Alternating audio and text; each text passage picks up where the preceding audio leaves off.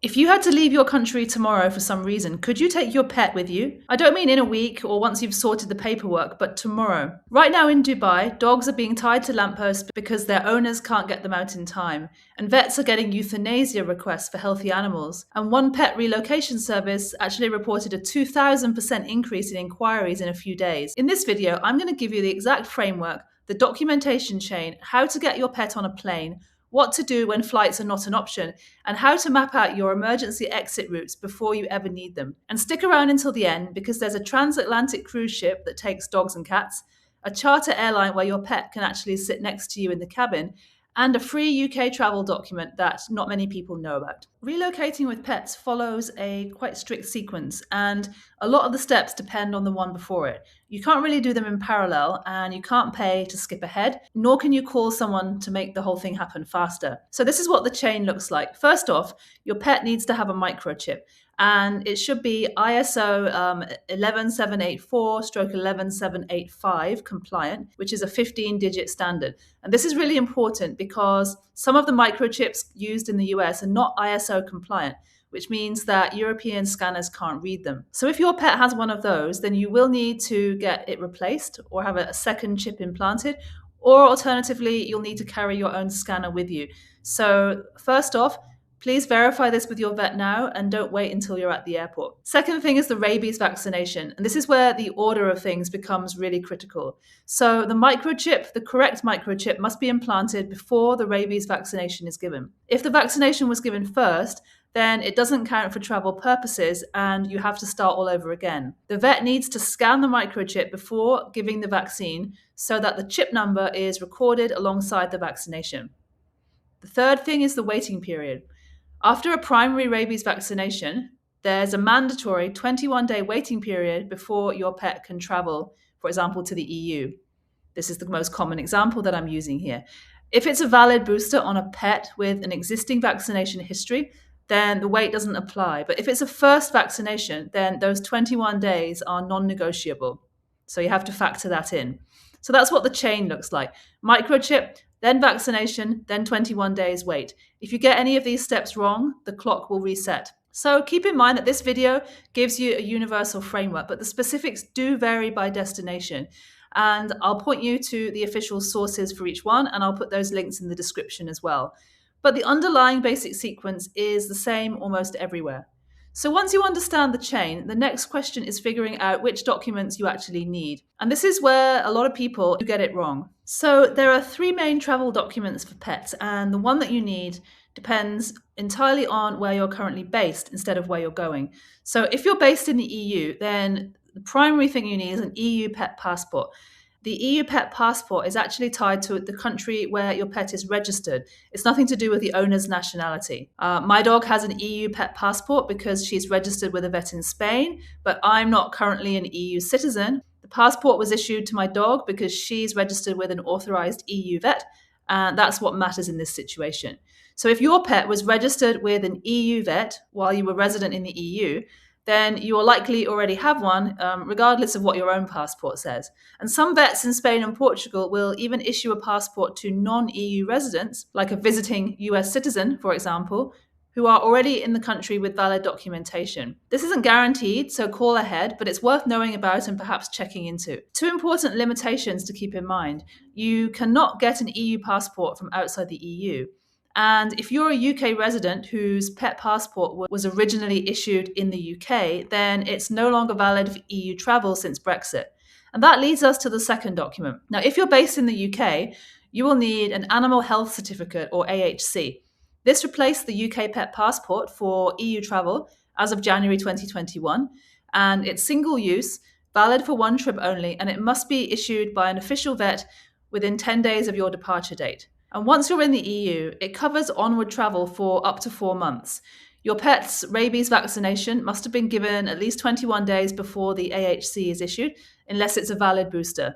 And the source for that is UK government guidance, which I will link to in the description so you can read further. Now, if you're based in the US, you will need a USDA endorsed health certificate. Your vet needs to be accredited by the USDA, and the certificate must be countersigned and stamped by the USDA APHIS. Now, that endorsement step adds days to the timeline. So definitely do not leave it till the last minute. There's an electronic system called VEHCS, which can speed this up where it's available. And the source, again, for this is the USDA, and I'll link to that in the description as well. So there are two more things to know about documentation. Tapeworm treatment is needed for dogs entering the UK, the Republic of Ireland, Finland, Malta, Norway, and Northern Ireland. It has to be administered by a vet between 24 and 120 hours before arrival. So that's 1 to 5 days. And this timing window is precise. If it's too early, then it doesn't count. And if it's too late, your dog can be refused entry. And note that this does not apply to cats. There's also a rabies titer test, which is a blood antibody test, not required for most travel between the EU and the US.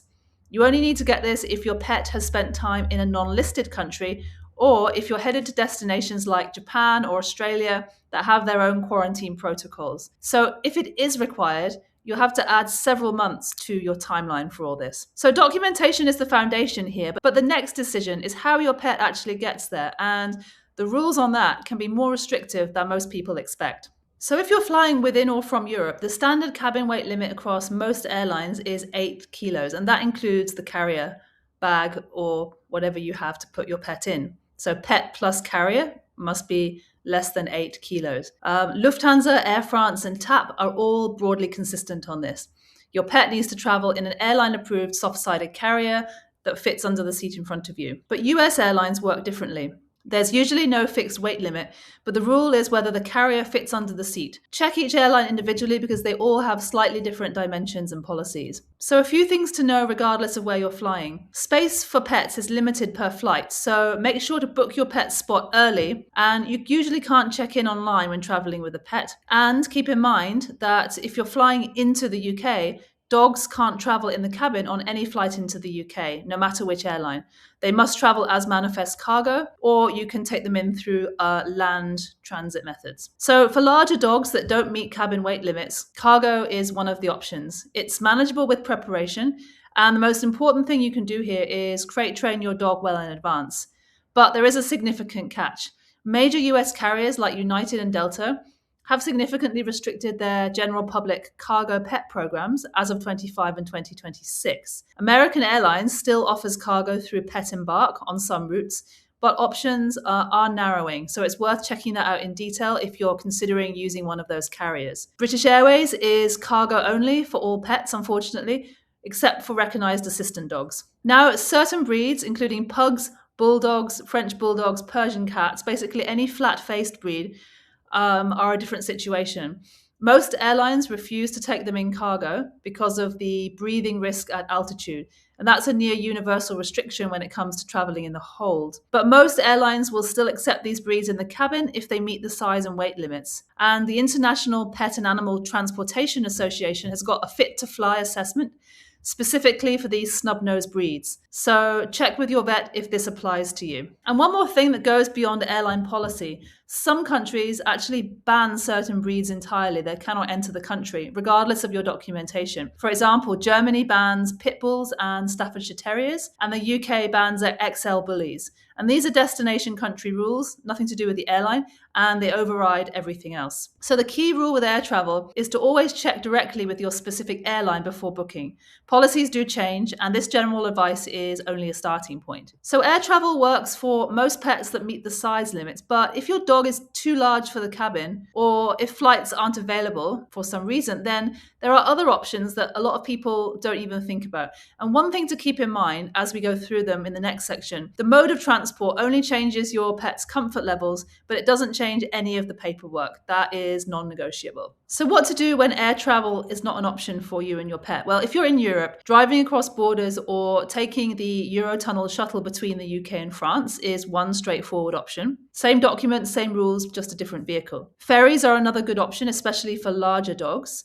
Brittany Ferries, DFDS, and Stena Line all offer pet-friendly cabins on their routes. So if your dog can't fly in the plane cabin because of its size, then a ferry cabin where they can stay with you overnight is going to be a far better experience than putting them in cargo on an airplane. Now, here's one that surprises some people. The Cunard ship Queen Mary 2 is the only passenger ship in the world that accepts pets on board. And it's a cruise ship that runs transatlantic crossings between New York and Southampton or Hamburg. It has 24 kennel spaces, 12 upper and 12 lower, and typically runs at around 90% capacity per sailing.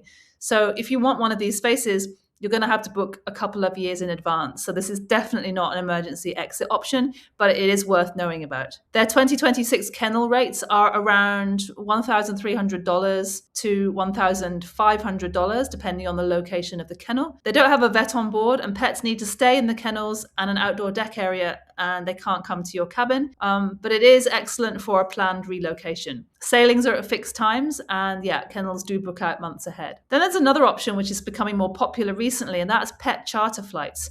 Bark Air is a dog-first charter service where pets can travel in the cabin next to their owners with no crates and no cargo hold. They operate flights from New York to London, Lisbon, Madrid, and Paris, with more routes planned and coming soon. Their current transatlantic pricing is around $9,000 to $9,350 one way as of March 2026, so they're not cheap, and they're often sold out with a wait list. Then we've got K9 Jets, which is UK based, and it runs shared Gulfstream jets with pets in the cabin and no breed or size restrictions. And transatlantic seats on that run from around $9,000 to $11,000 for a one-way ticket. And the same rule applies here. You're paying for more comfort for your pet, but it's not a shortcut when it comes to the documents, that everything is still needed, just as I described earlier. Another option is professional pet relocation services. They manage the full logistics chain from documentation to border compliance, but they do get overwhelmed fast in a crisis situation, as we learned from the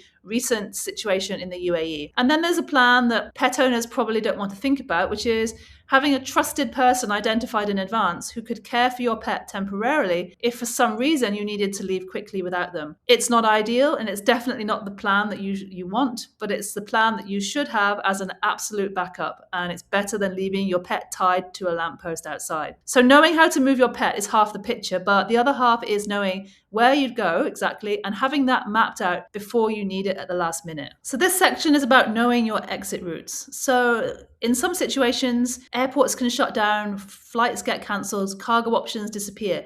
And if your only plan for exiting is to fly, then you don't really have a very solid plan if there are other options. Know the broad shape of your land and sea options before you need them. So let's take a look at that. If you're resident in the US, then getting to Canada by road requires your pet to have a rabies vaccination certificate, the microchip, and the CDC dog import form, which you complete online in advance for free. And that has been required since August 2024. And if all your documentation is in order, then there's no need for any quarantine. Then there's Mexico by road, which doesn't require a health certificate to enter. And that's been the case since December 2019. There's an inspection at the border, so make sure to carry your pet's vaccination records. But importantly, for the return trip, if you're coming back, of course, Mexico has been classified as a screwworm-affected country since November 2024. So that means that all dogs who are returning to the US from Mexico need to have a screwworm clearance certificate issued by a certified vet within 5 days before re-entry, even if they originated in the US. And that's a hard requirement at the moment. So definitely merits further research if Mexico and the US are in your plans. Now, if you live in the UK, getting to France or the wider EU by any route requires a full AHC, a rabies vaccination, and a tapeworm treatment where applicable. To get to the Republic of Ireland by ferry, Stena Line, P&O, Irish Sea, and Irish Ferries all carry pets, but you need to have the full EU documentation in place. And here's something that a lot of people in the UK don't know about. The Northern Ireland Pet Travel Document launched on the 4th of June 2025. It's free with lifetime validity, and it requires only a microchip.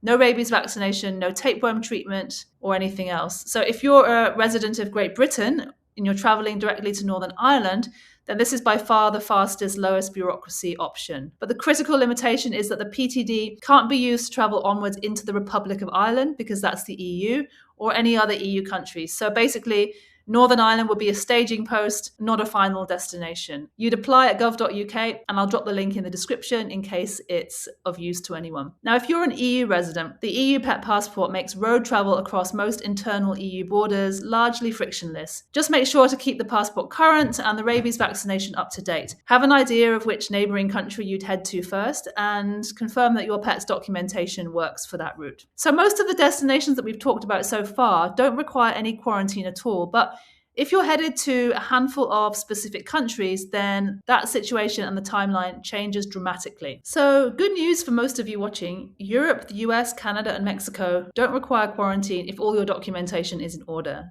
as I just described. But there are countries beyond that where quarantine is still mandatory regardless, and you need to treat these as entirely separate projects, and they're not really suitable for any form of emergency move. So Australia requires a minimum of 10 days at the Mickleham Post Entry Quarantine Facility near Melbourne, and in some cases 30 days. This costs approximately 3,000 Australian dollars for a standard 10-day stay, and you need to fly into Melbourne International Airport. You can't visit your pet during quarantine. So if for some reason Australia is in your relocation plans, then you should start planning for your pet minimum 6 to 9 months before travel. If you're looking at Japan, then keep in mind that it can quarantine your pet for up to 180 days. And the primary factor here is an 180-day pre-travel waiting period from the date of the rabies antibody titer blood draw. If you arrive in Japan before those 180 days have passed, then your pet will have to serve the remaining time in a Japanese detention facility for pets. So non-compliant documentation, like microchip issues,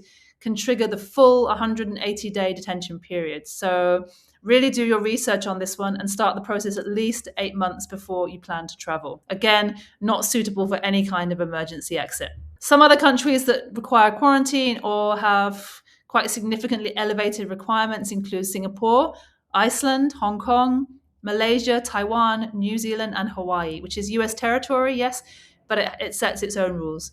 So if your destination is on that list, stop for a moment and treat it as an entirely separate expert-guided project. Do your research thoroughly. Don't just rely on this video, please, and don't attempt to wing it. So I'm going to run through the master checklist again, but I'm also going to put this in the description so you can download it and have it to hand.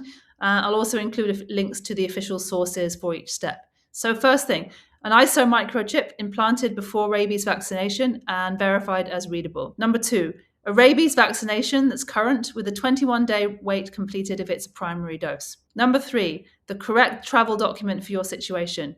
EU pet passport, AHC or USDA endorsed certificate. An airline approved carrier bag checked against your specific airline's current requirements, and I'll drop a couple of recommendations in the description, including the one that I personally use. Breed check against both the airline and the destination country. Alternative transport routes identified in case flying for some reason is not viable. Emergency exit route mapped and confirmed compatible with your pet's documentation. Destination country import rules verified directly with the official authority, not a blog, not this video, but the official source. Tapeworm treatment scheduled if your destination requires it, 24 to 120 hours before arrival. And start your carrier training now for your pet if you haven't already done it. Leave the carrier out in your home, feed them some meals or treats in it, and build a positive association with it over weeks, not just the night before travel, especially if your pet is anxious by nature. And have an emergency contact identified who could take in your pet and care for it temporarily if you, for some urgent, desperate reason, had to leave without them. So the people in the UAE who got their pets out this week are not luckier than the people who didn't, but it's likely that they'd done this work months or years earlier when there was no urgency at all. And that's the whole point of this video. I've put together a free downloadable checklist with the full master list that I just went through, the timeline for each step, and direct links to the official government sources for the EU, UK, and US documentation. Check the description to get that. And if you know someone living abroad already with a pet or who might be wanting to leave their country, be sure to send them this video. And if you haven't seen my video on how to leave your country fast, that covers the human side of emergency relocation, check out this link and take a look at that. It might be helpful.